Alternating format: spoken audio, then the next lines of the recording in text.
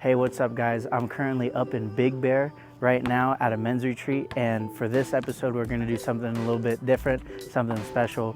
We're going to go around interviewing different ages of men, from old man to young man, and asking them different questions, and I hope that you can pull some wisdom from this. God has shown me in so many different aspects of my life. First and foremost, by sending Jesus to die on a cross for my sins, blessing me with 9 amazing grandchildren so far in this journey through life, and 6 children that to this day follow Jesus, have their own testimonies, and are actively seeking Him in everything they do. How is that evidence that God loves you? You know, for someone to send their child to take the sin of this world off our punishment is an absolute specimen of love that people can't even. I couldn't imagine sending one of my kids or giving a child for death for somebody else's sin. So that's how I interpret the love that He shares and has for us and He has shown us. What is something that God has brought you out of? Something that God has brought me out of would be depression. Over the last 2-3 years, well, actually the last year has been great, but 2-3 years before that, my life was just kind of heading downwards. Going through a lot of different things, a lot of different places. One thing you don't ever realize is how real depression is and how it'll just quickly take over your life. It's almost like quicksand. You kind of just start going slowly, and before you know it, you're in over your head. But it was only by the grace of God and God only speaking to me one day and me crying out to Him that He just took me 100% out of it and brought me to where I am today. How do you become a better man? I think one of the ways that I've learned and God is kind of working on me on becoming a better man is trusting Him more and not being as prideful, letting things go and just focusing on being able to forgive others, let things go, and moving on and trying to be a better person. What is something you're excited to see God do in your life? One thing I'm excited to see God do in my life is using me as a vessel of His Word at my new school. Last year I was at Foothill and I transferred over, but being at Foothill last year was like one of the roughest years of my life, but God was really with me. I saw Him with me. He was comforting me a lot, and I saw Him move.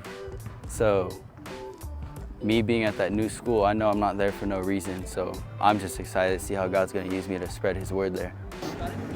How do you become a better man?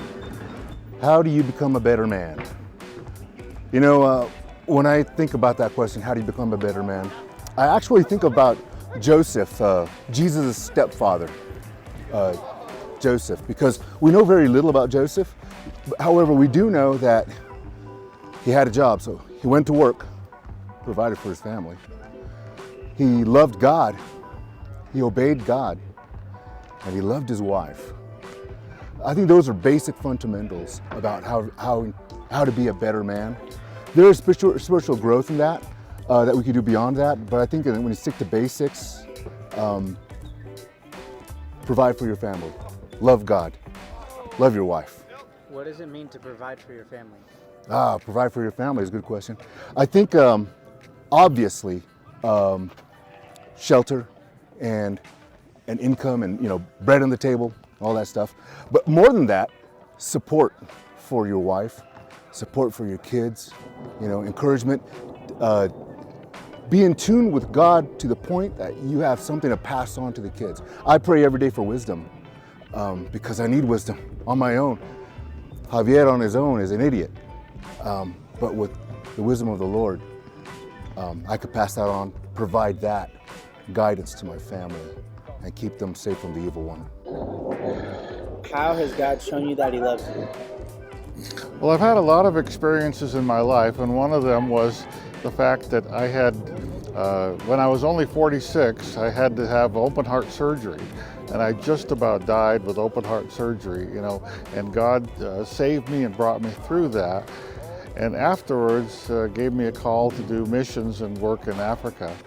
But one of the things that I feel in my own heart is I can go to places and church and worship, and I can feel His presence, and I know He's with me. And I know when we go in the mission field, He's with me.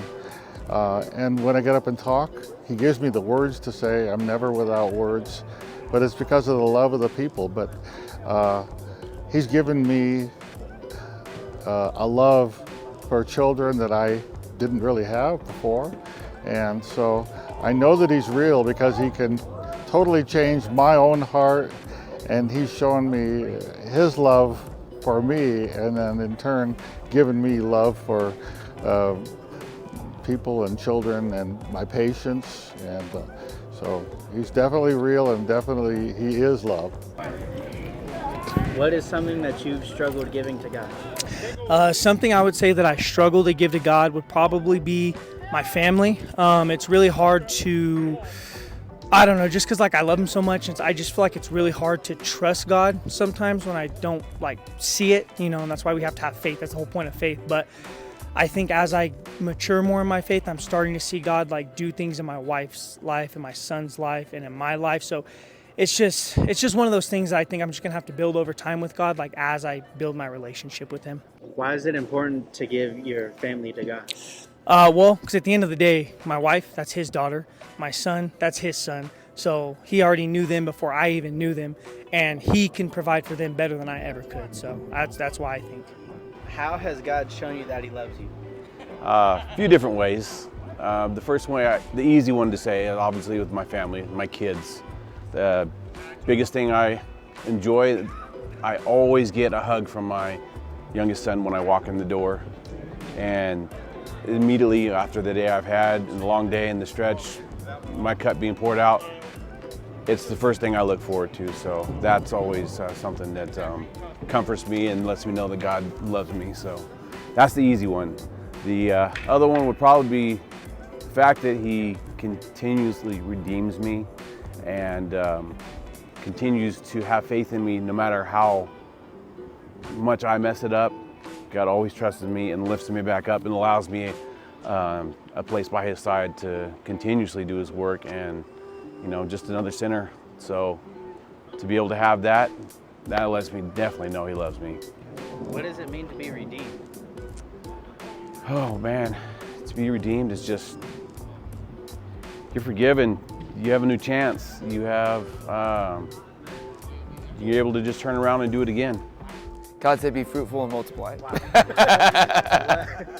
What Bible verse has changed your life? 2 Chronicles 16:9. God searches all throughout the earth to strongly support those whose hearts are completely His, and ultimately because to know that God searches for men like me to support me. I mean, obviously, as long as my heart is completely His, but to know that God is searching to help me, that's been something that has radically changed my life. It makes me want to get closer to Him, and therefore my heart be more inclined to His rather than mine, knowing that He's searching for me to help me out.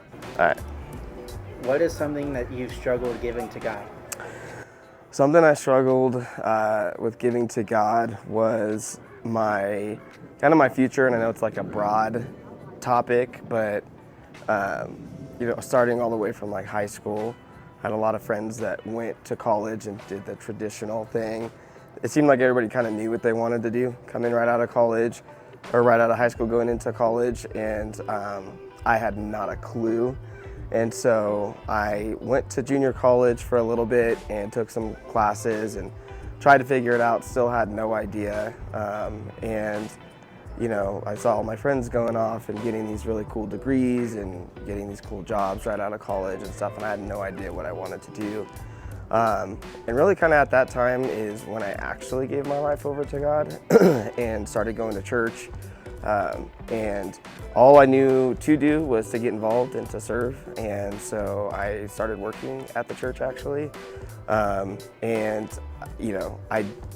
didn't feel called to be a pastor or anything like that, but I always had an interest in, creative stuff like videos or, technology, and kind of ended up on the team that would do the videos and the tech behind the scenes. And so started there and got a lot of experience and worked at the church for quite a bit, and Ended up, kind of rolling over into some more creative work on the side, which then led to this amazing job that I have now that I've had for, the past almost 10 years. And when I look back at it, I had no idea what I was doing. I look back and it still amazes me that I even have the job and, kind of where I'm at today. But, I had to, I'm a control guy, and in that aspect I had to give it over to God. And I know there's a lot of people out there that struggle with, what do I do? I'm 18, 19, 20, or even like 25, like I was at the time, and didn't know what I wanted to do. I knew that I wanted to have a family, and kind of trusting God, listening to God, spending time with God.